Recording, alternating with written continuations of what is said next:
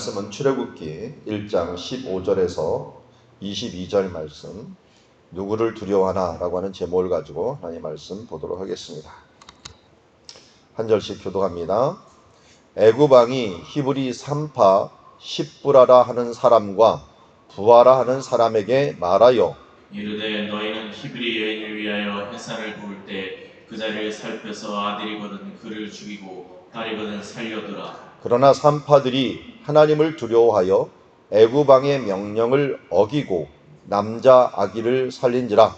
애굽 왕이 산파를 불러 그들에게 이르되 너희가 어찌하여 이같이 남자 아기들을 살렸느냐. 산파가 바로에게 대답하되 히브리 여인은 애굽 여인과 같지 아니하고 건장하여 산파가 그들에게 이르기 전에 해산하였더이다 하매 하나님이 그 산파들에게 은혜를 베푸시니 그 백성은 번성하고 매우 강해지니라.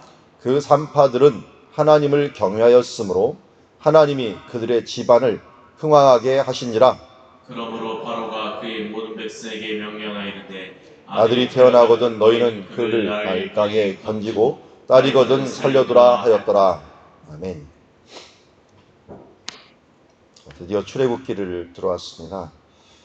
출애굽기의 큰 배경을 보면은 이렇게 됩니다.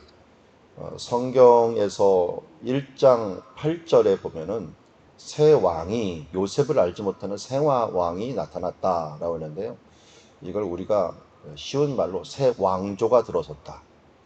같은 나라지만 고구려 왕조, 고려 왕조에서 이제 이성계가 이끄는 조선 왕조가 등극했다. 이런 거와 똑같습니다. 그러면 어떻게 되겠어요?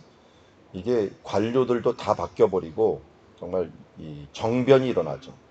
그 전까지 요셉은 그전 정권을 도왔던 사람들. 그러니까 새 왕이 드러났을 때는 그전 정권에 있었던 이 사람들은 몰락을 하게 되는 거죠. 뭐 안 죽은 게 다행입니다. 죽이는 대신에 노예로 삼아가고 종으로 삼는 일을 했습니다. 그래서 1장 12절에 보니까 람색과 비돔이라고 하는 쪽에 국고성을 세웠다라고 얘기합니다. 왜냐하면 위쪽 에담 강력 이 지도에서 위쪽이 가나안 땅이었는데요. 가나안 땅에서 왔던 사람들이 정권을 잡고 있었어요. 근데 그 정권 잡은 사람들을 몰아낸 거예요. 몰아내고 나니까 그쪽에서 다시 오는 사람들을 막기 위해서 람색과 비돔을 딱 건축을 하면서 이제 방어막을 치게 되는 것을 보게 됩니다. 그래서 수도는 저 노아몬 상 이집트에다 갖다 놓고 하 이집트에는 고센 땅에는 이스라엘 사람들이 살았기 때문에 그곳에다는 국고성을 지면서 이제 방어를 할 수 있도록 만들어 놓는 그런 작업을 하고 있었습니다. 자, 이집트 딱 봐도 내려오는 한 6,400, 뭐 길게는 6,800까지 지는데요.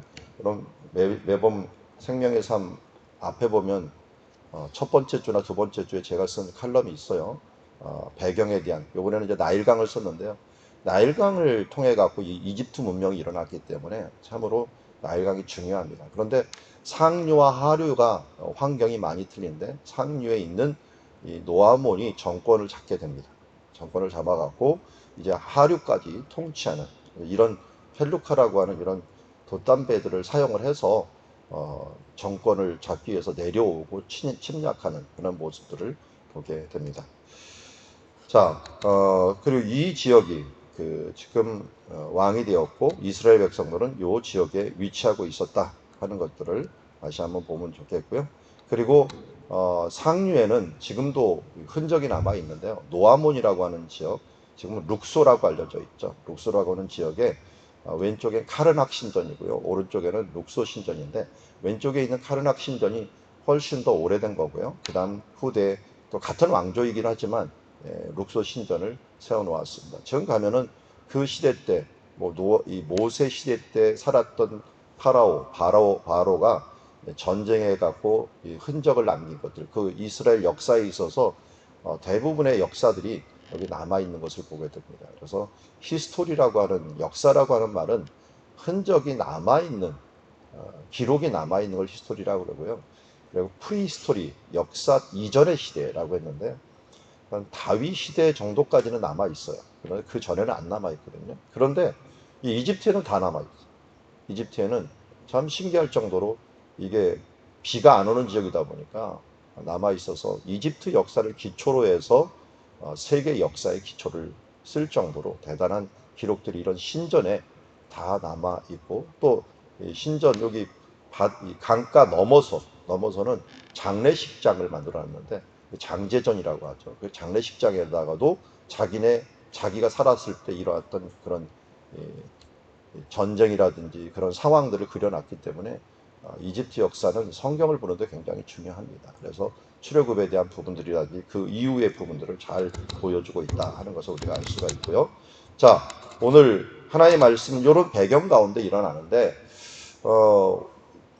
노아몬에서 정권을 잡았던 노아몬이라고 하는 아몬의 성읍인데 아몬 신을 섬겼던 사람들이죠. 아몬이라고 하는 게 태양신을 얘기합니다. 태양신 라라고 하는 신인데 이 태양신을 섬겼던 이 사람들이 이제 그 정권을 잡으면서 이 이스라엘을 이제 압박하기 시작하는데, 압박하는 이유가 뭐라고 그랬습니까? 이 성경에 보면은 우리 10절 1장 10절에 보면 자 우리가 그들에게 대하여 지혜롭게 행하자. 두렵건대 그들이 더 많게 되면 전쟁이 일어날 때 우리 대적과 합하여 우리와 싸우고 이 땅에서 나갈까 하노라.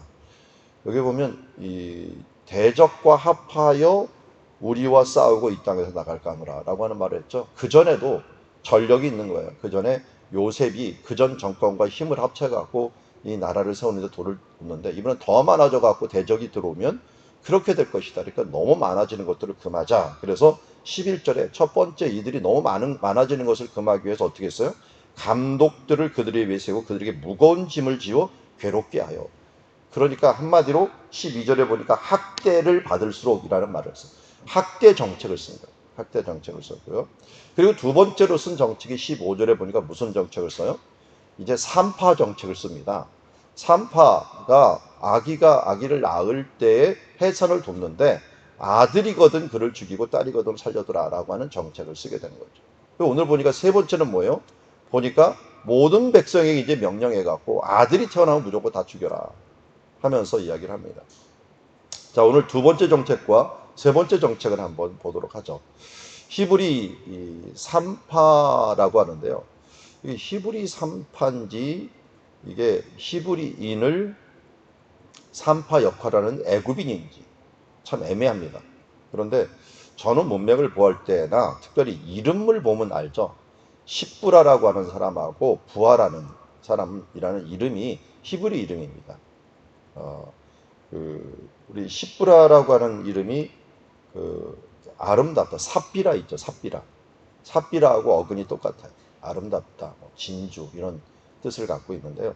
이 아름답다라고 하는 이 이름을 가지고 있는 여인이고, 또 부하라는 것은 소리 지르다라고 하는 뜻을 갖고 있거든요. 그러니까 히브리어 이름을 갖고 있다는 거, 이 사람은 히브리 사람이라는 걸 알 수 있어요. 다만 왕이 부탁하는 거 보면은 오랫동안 살고 보니까 애굽 시민권이 있는 그런 히브리인이 아닐까, 이집트 시민권이 있는 히브리인이 아닐까 하는 생각을 가지게 됩니다.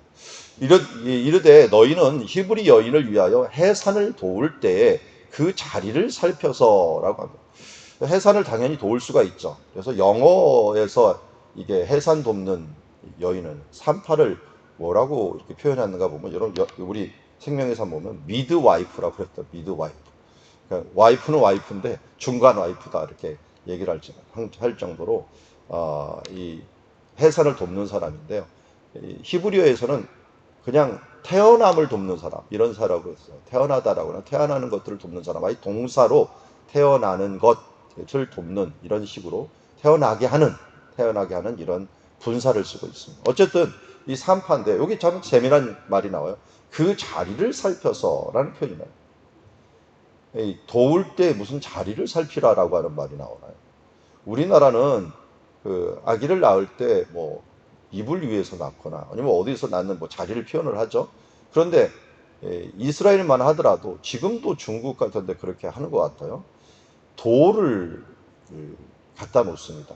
앉을 돌을 갖다 놓는 거예요. 앉을 돌. 그래서 앉아서 비스듬히 앉아갖고 아기를 낳게 되더라고요. 그런데 그 돌인데 이 자리라고 하는 게 원어적인 표현이 아바님이라고 하는 표현을 쓰는데, 아브나임, 나임이라고 하는 두 개 쌍으로 된 돌이 있다.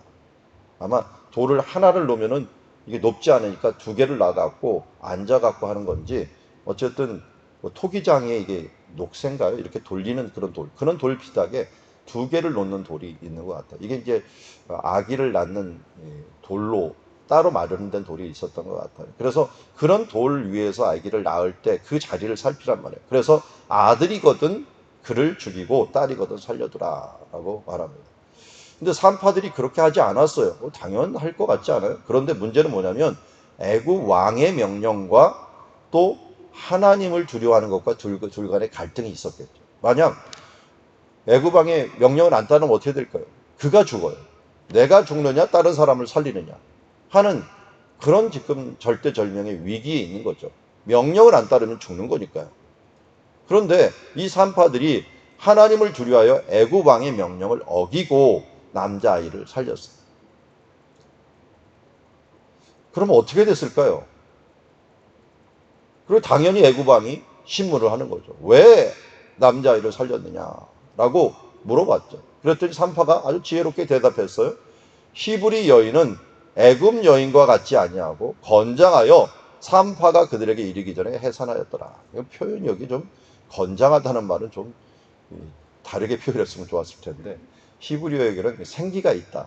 하임, 하와 있죠. 하와하고 같은 어근을 가지고 있어요. 하임이라고 해갖고 좀 이 생기가 있고 좀 뭔가요?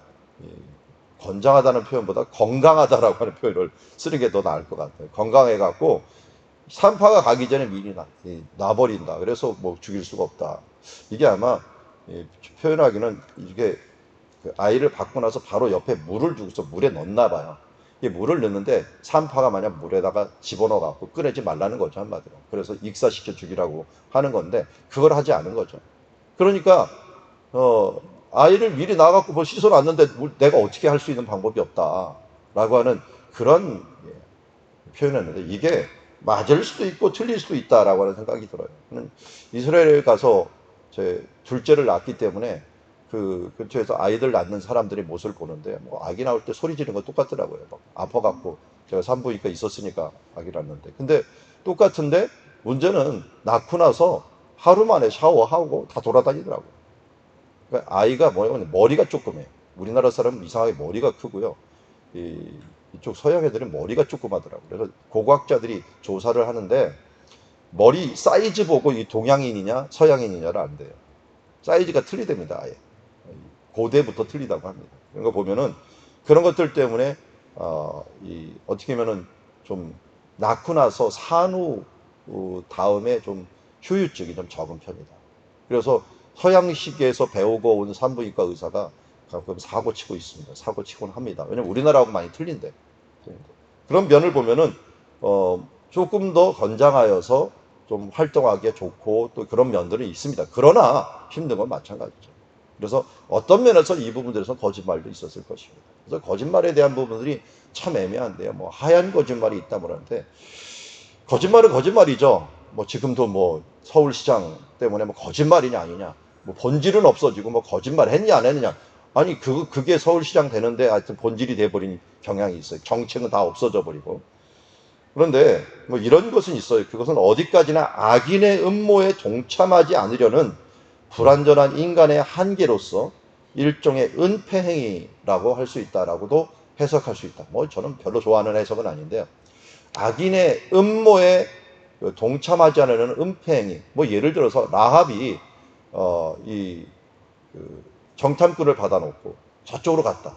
이걸 갖다 죄라고 해야 되나? 근데 그걸 알려주면 어떻게 돼요? 그 사람 죽어요.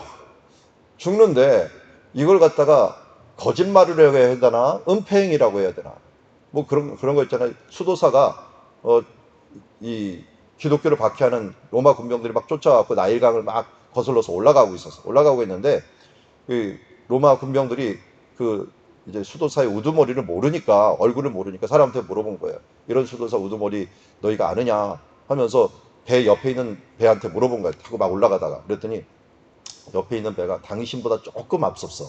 빨리 쫓아가면 잡을 수 있어. 라고 했더니 그 말을 알려준 사람이 수도사 우두머리예요. 근데 그 사람이 자기가 딱 보니까 자기 배가 그 배보다 앞머리가 약간 앞섰어요. 그래서 당신보다 약간 조금 앞섰으니까 빨리 가면 잡을 수 있습니다. 라고 얘기를 합니다. 거짓말도 안 하고 어떻게든지 모면했다. 이렇게라도 하는 그런 말들이 있는데요. 어쨌든 때로는 이렇게 은폐 행위를 해야 될 때가 있어요. 그렇지만 내 유익이 아니고 내 유익도 아니고 또 이 어떤 것을 합리화시키기 위한 것이 아니라 생명 구원이나 이런 부분들을 위해서 성경에서 그런 거짓말을 하는 부분들에 대해서는 거짓말이라고 하는 것들 때문에 죄를 더한다 이런 표현들은 없는 것 같습니다. 어쨌든 여기에서도 산파의 모습들은 생명과 관계된 거잖아요. 생명을 죽이느냐 살리느냐 하는 부분들에 대해서는 이렇게 맞든 틀리든 뭐 이게 맞을 수도 있고 틀릴 수도 있지만 어쨌든 이 부분들에서는 하나님을 경외하기 때문에 자기가 모험을 감수했다라고 하는 것을 보면은 애굽왕의 명령보다는 하나님의 명령. 애굽왕을 두려워할 것이냐 하나님을 두려워할 것이냐 여기서 굉장히 큰 차이가 납니다. 애굽은 세상을 상징합니다. 그래서 세상을 두려워할 것이냐 하나님을 두려워할 것이냐 이것이 그리스도인들로 살아갈 때 제일 먼저 결정해야 될 부분입니다. 이것에 따라서 뭐가 결정됩니까? 바로 우리가 무엇을 우선순위로 할 것인가 하는 것이죠. 우리의 몸과 우리의 삶들이 여러 가지가 있지만 먼저 그의 나라와 의를 구하라 라고 하는 게 바로 이것입니다. 구약에서 면면이 흘러내리고 오는 모습들이 먼저 그의 나라와 의를 구하는 모습, 이걸 또 다른 말로 해서 하나님을 경외함이 지식의 근본이다. 경외함이 바로 지혜의 근본이 된다. 그러니까 이 산파는 지혜롭게 행한 거죠. 어떻게 행했느냐? 하나님을 두려워함으로 행했어요. 그러니까 우리가 무엇인지 결정할 때 하나님이 조금 잘했느냐 못했느냐 이거 보지 않으셔요. 뭘 보신다고요? 하나님을 두려워함으로 행하였느냐, 하나님을 사랑함으로 행하였느냐, 경외함으로 이 부분들을 행하였느냐 하는 부분들이 우리가 첫 번째는 거예요. 합리화시키지 마세요. 정말 하나님이 기뻐하시는 행위인가? 하나님을 두려워함과 하나님 앞에서 내가 코람데오 앞에서 부끄러움이 없는 일인가? 아니, 좀 더 긍정적으로 하나님 앞에서 하나님이 기뻐하시는 일을 지금 내가 오늘 행하고 있는가 하는 부분들을 가지고 우리의 판단 기준을 삼으면 된다는 거예요. 그게 지혜요? 그게 지식이라고 말합니다. 아니, 예전에 어떻게 아브라함은 공부도 안 하고 다윗은 공부도 안 하고 이렇게 멋있는 글을 쓰고 이렇게 유창한 시들을 남겼는가? 왜요? 그들에게는 지혜가 있었어요. 무슨 지혜요? 하나님을 경외하는 지혜. 그러다 보니까 하나님께서 깨닫게 하시고 알게 하시고 모든 세계를 통치하는 이런 사람들이 됐던 모습을 보게 됩니다. 세상 지혜를 많이 배운다고 지혜로워지는 게 아니라 성경은 분명히 진리를 우리에게 얘기합니다. 하나님 앞에 서 있어 그분을 두려워하고 그분을 사랑하고 그분을 기뻐하는 삶들을 살아가는 사람들에게는 지혜로운 삶을 주신다. 먼저 그의 나라와 의를 구하는 것이 바로 그것이고 그리하면 이 모든 것을 더해 주신다는데 실제로 어떤 것을 더해 주셨어요? 20절에 보니까 무엇을 더해 주셨다고요? 은혜를 더해 주셨다. 은혜를 베푸시니 하나님을 경외하는 자들에게 하나님께서 분명하게 은혜를 베풀어 주십니다. 그렇더니 은혜를 베풀어 주시니까 자연스럽게 딸려오는 게 있어요. 집안이 잘 되는 거예요. 그의 백성, 그의 집안이 번성하고 매우 강해집니다. 그리고 21절에 보니까 또 한 번 강조합니다. 이건 또 한 번 강조한다는 거예요. 진짜 이렇게 된다. 우리가 얘기하죠. 산파들은 하나님을 경외하였으므로 하나님이 그들의 집안을 흥왕하게 하신다라. 원어적인 표현을 보면 그 집안을 세우셨다라고 하는 표현을, 만드셨다라는 표현이 있어요. 여인들이 하나님을 경외하고 행한 것, 생명을 살린 것들, 이것을 감수하다 보니까 그의 생명을, 그의 집안을 세운 거예요. 라합도 보십시오. 라합이 누구하고 결혼합니까? 나중에 보면 살몬이라는 사람하고 결혼하는데 그 살몬이 누구의 아버지가 됩니까? 보아스의 아버지가 돼요. 보아스는 누구를 낳아요? 오벳을 낳죠. 오벳은 이새를 낳고 이새는 다윗을 낳고 하나님을 두려워했던 라합과 같은 거예요. 뭐 그 뒤에 룻도 똑같았겠죠. 하나님을 두려워하는 사람. 하나님 앞에 하나님을 기쁘시게 하는 사람이 되어서 정말 나도 모르게 자연스럽게 은혜 받고 자연스럽게 은혜로 통하여 집안이 흥왕에 드는 복의 근원이 되는 주의 자녀들이 되기를 원합니다. 반대로 애굽은 어떻게 됐을까요? 애굽왕 파라오가 이렇게 끔찍한 일을 계획하고 사람들을 학대하고 남자이면 죽이려고 하고, 이번에는 22절을 보면 좀 심각해요. 이거는 바로가 그 모든 백성에게 명령했다 그래요. 아니, 산파 2명에게 명령한 게 아니고요. 아마 산파 2명이 아니겠죠. 또 2명을 통해서, 그게 대표니까 산파들에게만 부탁을 했는데, 이 산파들은 이제 소수잖아요. 그런데 이제는 모든 백성에게 뭘 하라는 거예요? 살인을 하라는 거예요. 아들이 태어나거든 너희는 그들을 나일강가에 던지고, 딸이거든 살려두라 하면서 집단 학살을 하라고 하는 거랑 마찬가지죠. 지금 보이는 대로 남자아이 소리가 들려갖고, 아기 소리가 들어가갖고 남자면 무조건 데리고 나가고 죽여라, 던져버려라. 그래서 애굽이 어떻게 됐어요? 10가지 재앙을 맞은 거예요. 10가지 재앙 중에서 병으로 많은 죽은 사람 적었지만, 대표적으로 최고의 재앙이 뭐였어요? 아들 죽이는 재앙이었어요. 너희들이 이때 얼마나 많은 아이들이 죽었겠습니까? 그러니 그들은 그 재앙을 맞아도 싼 그 대가를 당연히 받아야 되는 그 재앙을 받은 거예요. 온 백성들의 장자가 다 죽고 짐승까지 다 죽으면서 바로 이 대가를 치르게 된 것을 보게 됩니다. 여러분, 하나님은 정말 정확하십니다. 그리고 정말 불꽃 같은 눈으로 우리의 모든 것을 쳐다보고 계십니다. 당장 우리가 잘 되는 것 같다가도 안 될 수 있고, 우리가 못 되는 것 같다가도 하나님께서 나중에 오면 합력하여 선을 이루시는 것은 우리들이 어떤 자세로서 이 일을 행하고 있는가를 보고 계시기 때문입니다. 여러분, 하나님을 두려워하는 정도가 아니라 하나님을 기쁘시게 해야겠다 하는 그런 정직하고 바른 하나님을 경외하고 하나님을 사랑하는 마음으로 우리가 살았으면 좋겠어요. 여러분, 하나님을 두려워하는 마음이 계속되면 무슨 마음이 되는지 아십니까? 사랑하는 마음으로 바꿔요. 그걸 누구를 통해서 보냐면 다윗을 통하여 보여요. 하나님을 그전까지는 모든 사람들이 하나님을 두려워해서 좀 쩔쩔매는 그런 모습을 보였는데요. 다윗은 어떻게 했어요? 다윗은 시편 18편 한번 보세요. 사랑합니다, 나의 하나님이여. 이렇게 지금 시가 시작이 돼요. 원래 나의 힘이 되신 여호와여, 내가 주님을 사랑합니다. 이렇게 돼 있잖아요. 끝에 가서 사랑합니다. 원래 원어에는 사랑합니다 이렇게 시작해요. 사랑합니다. 나의 힘이 되신 여호와여. 우리가 하나님을 경외하는 기본이고, 더 나아가서 하나님을 사랑하고 하나님께 최고의 기쁨을 드리는, 내가 하나님의 가능성이 되고, 내가 하나님의 비전이 되고, 내가 하나님의 그야말로 기쁨이 되는 하나님의 자녀로서 서 나가는 매일매일의 하루가 되기를 주님의 이름으로 축원합니다. 오늘 말씀을 생각하면서 우리 애굽왕과 또 여호와를, 애굽왕을 두려워할 것이냐, 세상을 두려워할 것이냐, 여호와 하나님을 두려워할 것인가를 한번 우리가 돌아보고, 그리고 하나님을 경외함이 정말 집을 세우는 가장 근본이고 축복이며, 하나님을 사랑하는 것들, 이 세상은 반드시 이 만행에 대한 것은 대가를 치른다는 것을 우리가 잊지 말고 여호와를 경외하는 지혜로운 삶을 살아가는 주의 자녀들이 되기를 주의 이름으로 축원합니다.